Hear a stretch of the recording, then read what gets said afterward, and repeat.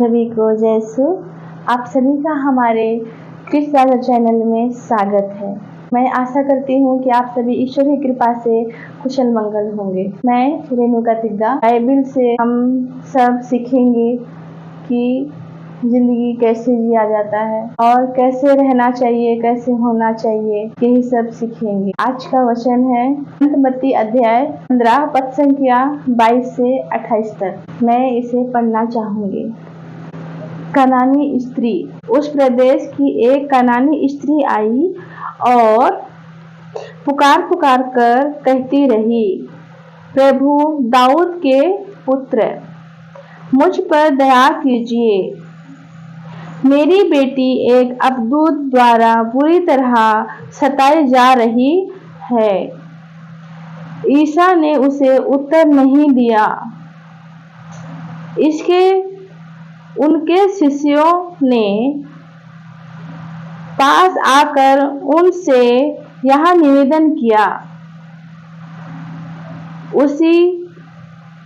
उसकी बात मानकर उसे विदा कर दीजिए,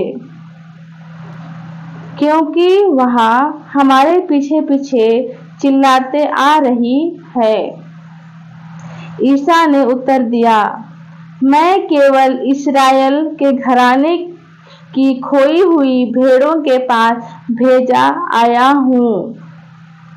इतने में उस स्त्री ने आकर ईसा को दंडवत किया और कहा, प्रभु मेरी सहायता कीजिए। ईसा ने उत्तर दिया, बच्चों को रोटी लेकर पिल्लों के सामने डालना ठीक नहीं। उसने कहा, जी हाँ प्रभु, फिर भी स्वामी की मेज से गिरा हुआ चूर पिल्ले खाते हैं।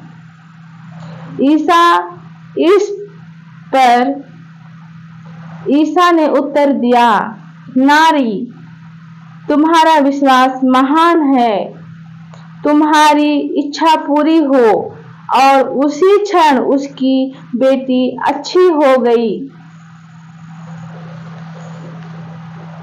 प्रिय भाई बहनों एवं माता पिता, हमारी जिंदगी एक माँ से शुरू होती है। माँ हमें एक जीवन दान देती है और यहाँ पे एक माँ का साहस को देखते हैं कि माँ हमारे लिए क्या कुछ नहीं कर सकती है।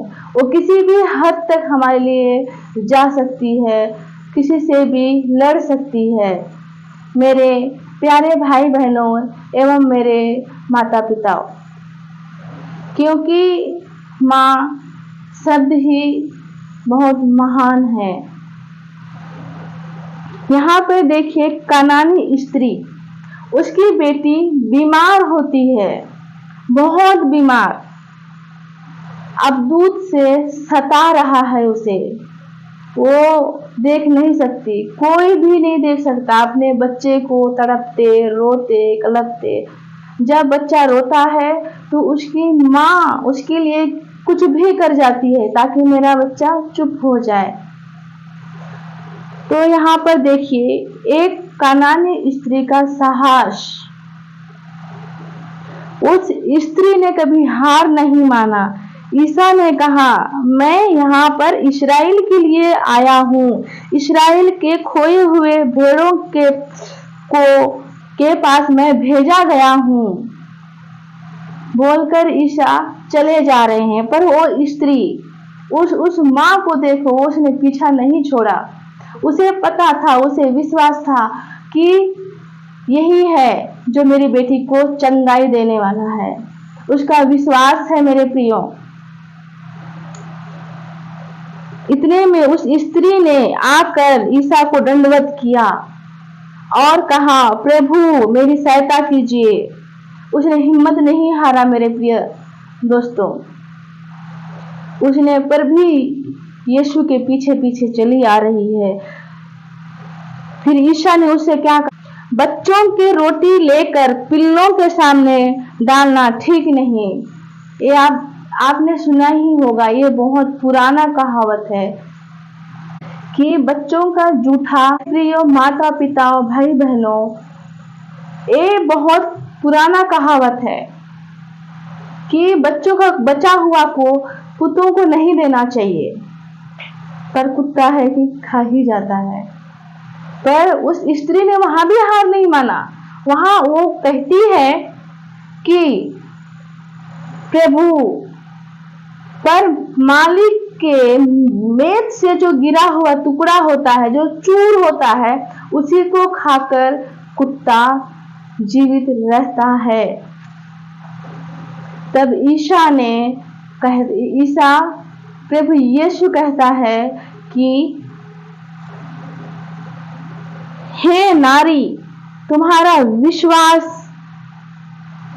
इतना महान है कि तुम्हारी बेटी चंगी हो गई है। तुम्हारी इच्छा पूरी हो, और उसी क्षण उसकी बेटी ठीक हो जाती है। मेरे प्रिय भाइयों बहनों एवं मेरे माताएं, आप किसी भी मोड़ पर, चाहे आसमान ढल जाए, चाहे पृथ्वी डगमगा जाए, आप कभी भी हिम्मत मत, चाहे कुछ भी हो जाए, लेकिन आप कभी हिम्मत मत हारना कि अरे ये तो हो गया, अब क्या करें। चुपचाप घर मत बैठना, क्योंकि देखिए पत्थर में अगर रस्सी घिस घिस के पत्थर ही घिस जाता है, पर रस्सी नहीं टूटता। ऐसे ही हमारी जिंदगी भी है। मेरे प्रिय बहनों, कभी भी जिंदगी में हार मत मानना। यहाँ पर एक विश्वास है और एक माँ का साहस भी है। आप लोग बाइबिल लेकर एक बार जरूर पढ़िएगा। संत मत्ती अध्याय 15 21 से 28 तक। एक माँ का साहस कि माँ क्या क्या कर सकती है अपने बच्चे के लिए। शमूएल का ग्रंथ अध्याय 1 पद संख्या 11। उसने यह प्रतिज्ञा की, विश्वमंडल के प्रभु, यदि तू अपनी दासी की दयनीय दशा देखकर उसकी सुध लेगा, यदि तू अपनी दासी को नहीं भुलाएगा और उसे पुत्र प्रदान करेगा, तो मैं उसे जीवन भर के लिए प्रभु को अर्पित करूंगी और कभी उसके सिर पर उस्तार नहीं चलाया जाएगा। मेरे प्यारे माता पिता एवं मेरे भाई बहनों, शमूएल ग्रंथ अध्याय 1 पद संख्या 11। अन्ना है। उसने यह प्रतिज्ञा की, किसने? अन्ना ने।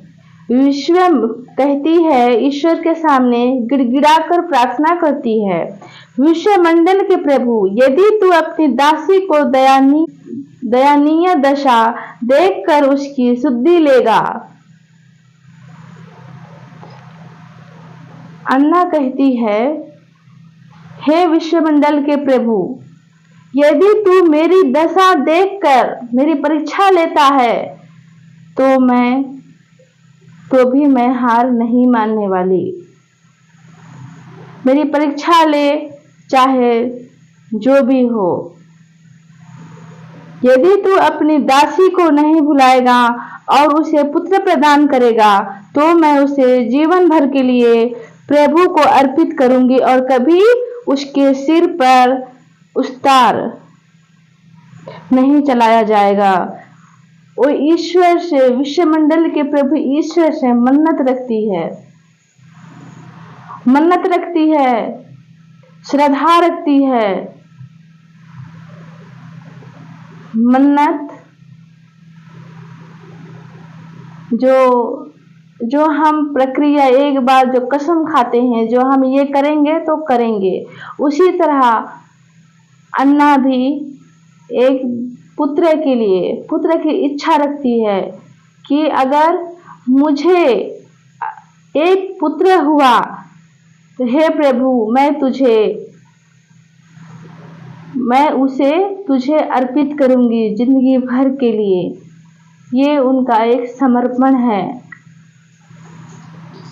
और कहती है, ये मेरा प्रतिज्ञा है, ये मेरा वादा है और मन्नत है कि अगर आप मुझे एक पुत्र देते हैं तो मैं उसका मुंडन कभी नहीं कराऊंगी और वो हमेशा आपका ही रहेगा। मैं उसे जिंदगी भर के लिए उसे आपको अर्पित करूंगी। एक माँ अपने बच्चे के लिए गिड़गिड़ा रही है, हे पिता मुझे एक पुत्र दे, ताकि वो मुझे माँ कहकर पुकारे। क्योंकि माँ शब्द एक परिपूर्ण है, पवित्र है, जहाँ से हमारी जिंदगी शुरू होती है, जहाँ से हमारी सांसें शुरू होती है, वो माँ है जो हमें जीवन दान देती है। सर्वप्रथम माँ का सबसे पहले सबसे ऊपर माँ का दर्जा दिया जाना चाहिए, माँ को दर्जा दिया जाना चाहिए। सर्वोपरि माँ से महान कोई नहीं। माँ एक ऐसा शब्द है जो हमारे जब हम बात करना सीखते हैं सबसे पहले माँ निकलता है सबसे। और हम जो भी प्रॉब्लम में फंसते हैं सबसे पहले हम माँ को ही याद करते हैं। आपने कभी देखा होगा, चाहे हम जो भी मुसीबत में फंस जाए सबसे पहले हमें हमारे मम्मी लोग ही याद आते हैं। चाहे हम कितने भी बड़े क्यों ना हो जाए, चाहे हम बुजुर्ग भी क्यों ना हो जाए, पर हमें अपनी माँ का याद जरूर आता है, चाहे वो कोई भी क्यों ना हो।